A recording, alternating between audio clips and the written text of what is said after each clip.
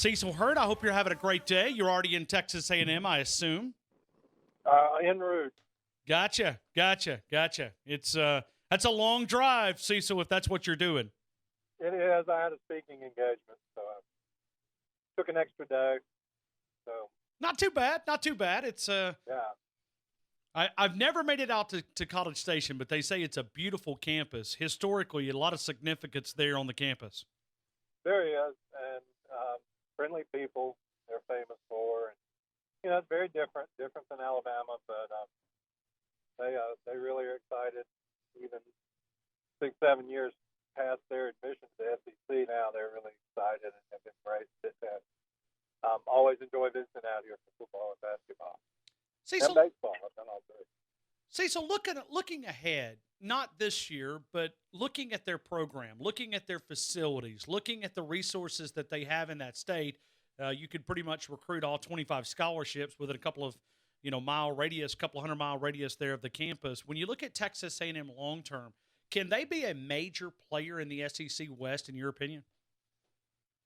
They can be. It takes time. It takes recruiting year on top of recruiting year to build it up the way LSU has it built up, the way Alabama has it built up, obviously. What they need, certainly since Johnny Manziel left, they need more consistency at quarterback. They've had guys come and go.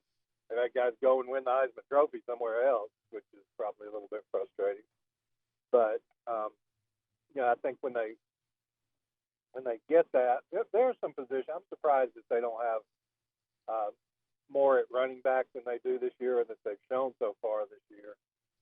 But you're right. You start at the northern end of Dallas, and you go down to the coast, and there's more than 25 blue chip football players that they can sign.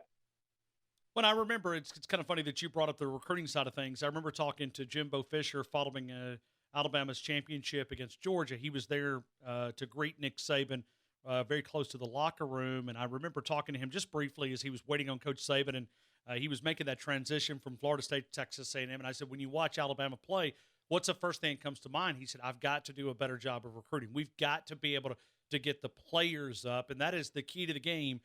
Jimbo Fisher knows it, and looks like that. I just look at that program as a gold mine at some point. I've been a little bit shocked that maybe they haven't been able to get over that hump with Kevin Sumlin and now turn into Jimbo Fisher. Well, it's a little bit different situation. I mean, they do have to recruit against Texas. They do have to recruit against a lot of teams, including Alabama, that go in there and try and tap into that talent too. But yeah, they ultimately have to recruit in that way and recruit at that level. And it'll be interesting to see in December, what they've done this year, and Jimbo's second year, which they say for a lot of coaches, that's your recruiting cycle year, because you've had a year to build relationships and so forth. I certainly think they can be good. When that will be and how it will look relative to Alabama and LSU remains to be seen. But the one thing I don't think they can do, they certainly have plenty of money. They can't spend any more than they're spending on Jimbo. So if they want to make that change, they're going to have to be a little bit patient. Well, and I've kind of looked at what they were spending. Mark Slabaugh wrote an article a couple of weeks ago at ESPN.com, and he said Georgia spent $200 million to try to keep up with Alabama. I mean, I think you could probably make the case that Texas A&M spent $550 million to try to keep up with Alabama with the facilities and going after a championship caliber coach. They've invested quite well in trying to position themselves that they'll be ready to maybe make a push here in the SEC West. Cecil, as you look at this game, what is something that jumps off to you as you begin to break down Alabama and Texas A&M from your perspective? Well, I think everybody's going to focus on how Alabama's front seven can play. Texas A&M, as I said, they hadn't been great running the football. It sounds familiar. Alabama's been better than A&M, I think. Arkansas was able to I don't know if they won the line of scrimmage, but I'd say they got a stalemate at the line of scrimmage a good bit of the time. So that part will be interesting. I think special teams is interesting. These are the kind of games, Ryan, and I'm not predicting something. I'm not saying, oh, this is just like South Carolina 2010, or this is just like, Ole Miss in 2014. I mean, those circumstances are there. Alabama's also won a lot of those games that you would say, oh, they set up that way, but they go and win anyway. But you've got a quarterback that's got ability. He's been a little bit inconsistent. You've got a fan base that's really hungry to get a big win, sort of their last stand. I think the way their season has started and the way that their schedule unfolds, and they certainly dodged a bullet against Arkansas. But this is at home. There'll be 100,000 fans. And I think even though Alabama has that number one ranking, Ryan, I think, and this could change, we could talk next week, and my opinion would be completely changed by what happens on Saturday. But I think that the teams that are on Alabama's schedule, as far as A&M, LSU, the other contenders in the West, Auburn, feel like Alabama's, not invulnerable this year. You've got to slow Tua down. You've got to not give up 60, but I think there are teams that feel like, you could win a 41-34 type game. If you get a couple of turnovers, if things break right, if the quarterback has a career day, those things can happen. They happened against Ole Miss a few years ago when I think Alabama had much more of a aura of invincibility. Now, with all that said, they've got to stop Tua and the receivers and the running backs from putting 56 points on the board. See, so I go back to Wednesday night inside the Malmore Football Complex. Nick Saban held his post-practice press conference, and you went into a question of talking about during a bye week and asking what the linebackers and maybe what the defense, what would be fair expectations. I'm trying to say exactly how you asked the question, but I thought Nick Saban's response, and we've used it a couple of times, when you look at it, what are fair expectations of what they were able to clean up during the bye week for those guys that maybe need to learn a little bit more on the defensive side of the football? Those guys are talented. I'm not sitting here, downplaying that they're good football players. But it's a little bit, Ryan, it's a little bit like you're asking first graders to do third grade work. It's just tough. And that's why Nick Saban calls it advanced placement classes. The amount of cramming that they're trying to do. I thought it was really interesting that they're doing 11-on-11 walkthroughs where they're not wearing the guys out physically, but they're giving them 11-on-11 looks. That's dedicating a lot of practice time and a lot of players that practice to give those guys I don't want to say remedial, but to give them a crash course in what to look for, what to expect. And the other side of the coin, A&M will try and break tendencies. They've had an off week as well. They'll try and do some things to confuse those freshmen and sophomores. Whether it's KO, whether it's Lee, whether it's Harris, whoever they put in there. Even DJ Dale hadn't played 5 games in his college career. So it's going to be interesting to see what A&M gives them to do and how well they recognize. Shouldn't be an issue 2 years from now, but we're not talking about it. Might be a strength, a way to build a football team. Had a caller earlier this week that wanted me to ask you, and I've yet to be able to find exactly mention that, but something about this might be a trap game that they wanted to work in the conversation. I've looked through your articles. I haven't been able to find where you looked at this Texas game as a trap game, but maybe I'm missing something. Maybe it was a tweet. No, I think a trap game probably on Alabama's schedule.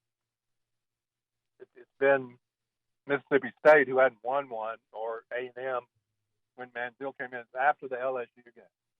After that big emotional, physical game every year, it's the next game that I consider more of a traditional trap game by that definition.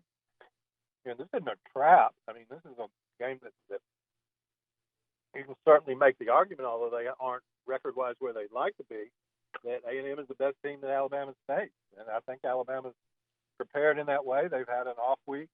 So I don't think, a trap game involves either looking behind or looking ahead to me, and that spot between LSU and Auburn has always suggested that to me more so than this game does.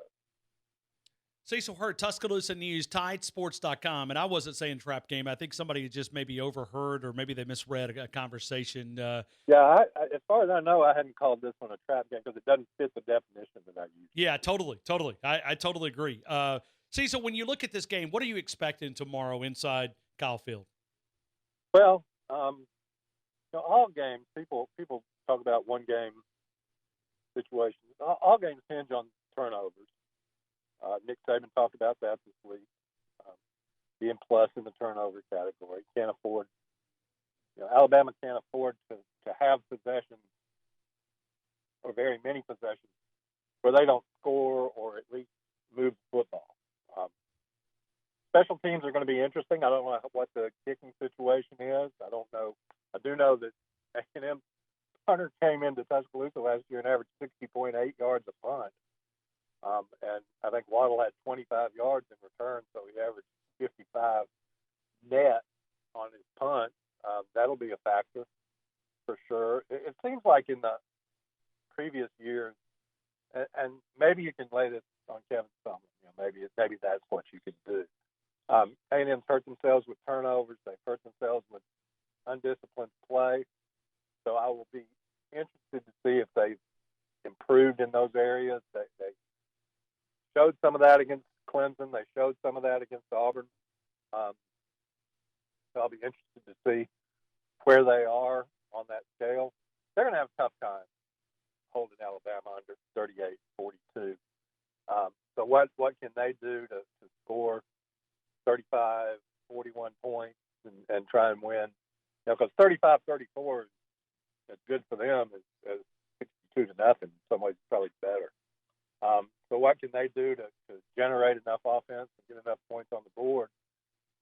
And what you don't want to do is short field them either by turning the ball over or by losing the field position battle in special teams. See, so when you look at Chris Owens going down with an injury, what are you expecting at center? Do you think it'll be Landon Dickerson, or do you think they'll look at the future? Or what are you expecting on that offensive line? And maybe the answer is how much can Deontay Brown really improve going into his game number 2? Well, that'll be part of it. He's going to play a guard, and that's a good option to have that they didn't have earlier in the year when Landon Dickerson was playing center. I still think people long range really like Darian Dalcourt at that position. So, again, though, are you talking about putting a freshman out there? Are you talking about putting, Landon really is a freshman not physically, not eligibility-wise, but in terms of his experience at center, didn't even play it in high school, much less at Florida State. So that's, again, what to expect, that's hard to say. Landon's done some good things.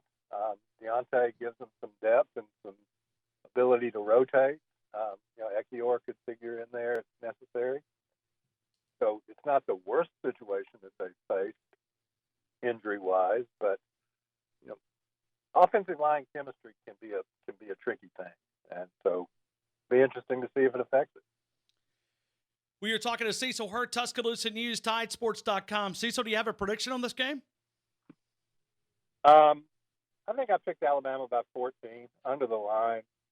I think that they'll just end up scoring too much, 45-31, something like that. I can't remember what I put in the paper. Gotcha.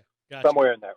Well, we'll all check it out tomorrow. Tuscaloosa News, TideSports.com. Tuscaloosa News, TideSports.com. Cecil, safe travels the rest of the way. Enjoy it and enjoy your trip back. Thank you again for being a part of the show. Thanks, Ryan. I appreciate it.